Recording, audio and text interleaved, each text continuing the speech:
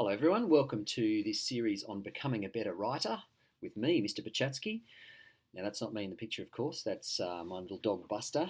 He's a great writer. He's actually listened to all the videos in this series, so he knows exactly what's going on. Guys, today we're going to focus on sentences. Okay, so let's have a look at what a sentence is. You probably know this already. What is a sentence? A sentence is a group of words put together to make meaning. It has a clear beginning and an end. Okay. I like to think of sentences a bit like a movie because, of course, movies generally have a star, okay, which in a sentence we call the subject of the sentence, and normally has some action. So the action in a sentence, of course, is the verb. Gives us the action or what's happening. Okay, so just like in Finding Nemo, we've got Nemo here. What a great movie. He's the star of the movie, and all sorts of things go on to him during the movie. That's like the verbs in the sentences. All right, let's have a look at some basic sentences down here. Jesus wept, which is, I think, the shortest verse in the Bible. It's also a sentence, of course. The star of this sentence, who is it? Pretty obvious, isn't it? It's Jesus. So there's our subject of the sentence. And action, the verb is wept. Okay, it's a very basic sentence. One star and some action. Jesus wept. He was very sad because his friend had just died. Okay. The next sentence is, of course, a question. It's got a question mark at the end. And it's a little tricky to work out what is the subject of this sentence. Is it cold outside? The subject, one of the words is a subject. It is it. Okay, I hope you got that right. It, of course, refers to the weather. Now, the verb is also a bit tricky in this one. The verb here is. Okay, because the verb which is to be, is also a verb as well. So verb and subject in this sentence. Okay, let's keep moving.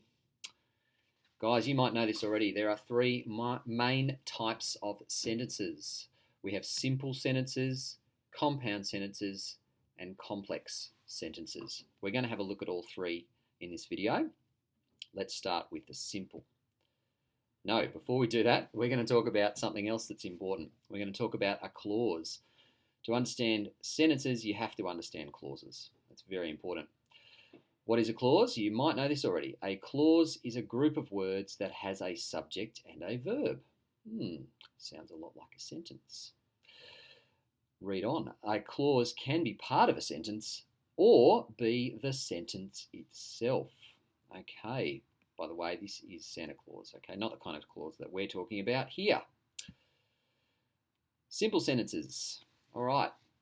What is a simple sentence? A simple sentence is a sentence that contains just one clause. It has only one subject and only one verb. For example, actually the two examples of sentences we've already looked at are simple sentences. These are also simple sentences. The horse is the subject. Jumped is the verb. So it's one clause. The horse jumped over the fence, and it is one sentence. Same with this one down here. It's another simple sentence. Don't you think that's funny? One subject, and that is you, and one verb or process, which is think. Okay, one clause, one sentence. That's what we call a simple sentence, everyone. Let's get a little bit more interesting. Compound sentences have more than one clause. Right? More than one clause. I'm going to highlight that.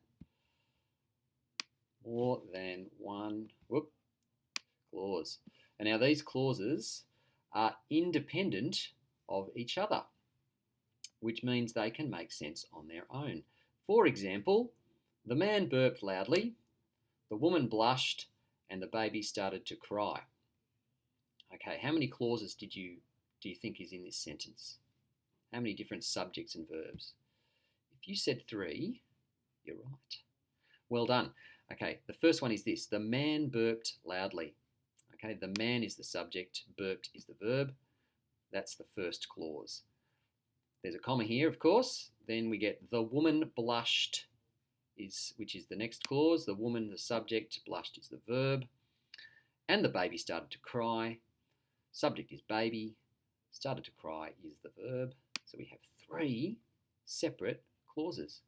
And if you read them, they will all make sense by themselves. Okay, the man burped loudly. That could be a simple sentence. The woman blushed. And the baby started to cry. All of those 3 things make sense on their own. That's what we call a compound sentence, where you just put one clause after the next, and they just follow on from each other. They're independent of each other. Okay, complex sentences. Now, complex sentences also contain more than one clause. Okay, so like compound sentences, these contain more than, one clause. However, this is the big difference, folks. In complex sentences, at least one clause is a dependent clause. What does that mean? Well, this means that it does not make sense by itself. It needs the main clause to make it sensible. Let's have a look down here. I've changed this sentence a bit. I've turned it from a compound sentence now into a complex sentence. The man burped loudly, causing the woman to blush and the baby to cry. So what have we got here? Well, we've got our first clause. It's still the same. And this is what we call the main clause in the sentence, because it all just makes sense. The man burped loudly. Okay? Makes sense perfectly. It's the main clause. Look at the next part. Causing the woman to blush and the baby to cry. Now, we've got 2 clauses here, but they're both what we call independent clauses.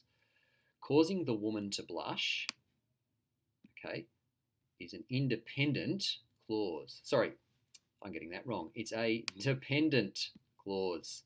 It depends on the main clause. It doesn't make sense by itself. Same with this one, and the baby to cry. Okay? If you say this one out loud, it doesn't make sense by itself. Causing the woman to blush. Can't just have that as a sentence. And the baby to cry. Can't just have that as a sentence either. They rely on this to make sense. The man burped loudly. Okay, so this is what we call a complex sentence, folks. Complex, because we've got dependent clauses, not just independent clauses.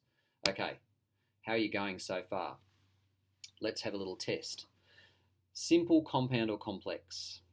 Read these 3 sentences, see if you can work out which is simple, which is compound, or which is complex. You can pause the video now and have a look at it and see what you think. Okay, hopefully you've paused that. You've read the sentences. Here are the answers.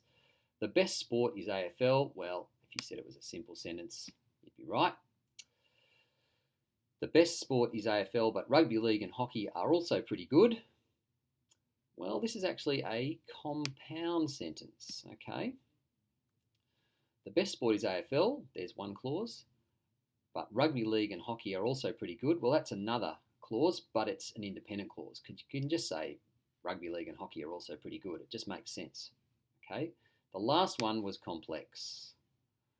The best sport in AFL, it is AFL, followed by rugby league, then hockey. So you can't just say followed by rugby league, then hockey. It doesn't make sense. It's a complex sentence because this is a dependent clause. All right, phew, we've covered a lot of ground. Hopefully you've stuck with it and you understand the difference between these sentences now. If not, I suggest you go back and have a look at them again and listen carefully and maybe write some notes. Okay, finally, it's your turn. You're going to write a paragraph about your favourite sport or game. Start your paragraph with a simple sentence, then include some compound and complex sentences as well. Once you finish, show the paragraph to your teacher. Okay, away you go. Grab a book, write your paragraph, make sure you include examples of all 3 types of sentences in that paragraph, and enjoy it. Looking forward to reading what you have written.